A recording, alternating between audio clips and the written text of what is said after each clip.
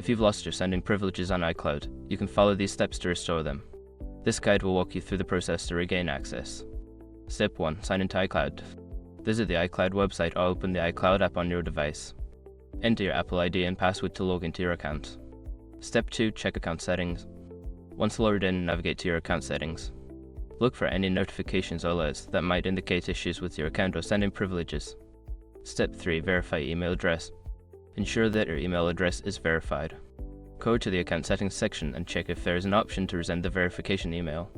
Follow the instructions in the email to verify your address. Step 4. Review security settings. Check your security settings for any restrictions. Go to the security section and ensure that two-factor authentication is set up correctly. If there are any security holes, follow the prompts to resolve them. Step 5. Contact Apple support. Before starting recovery, use the srock.com link in the description to open the account recovery checklist generator and make sure your verification details are ready. By following these steps, you should be able to restore your sending privileges on iCloud.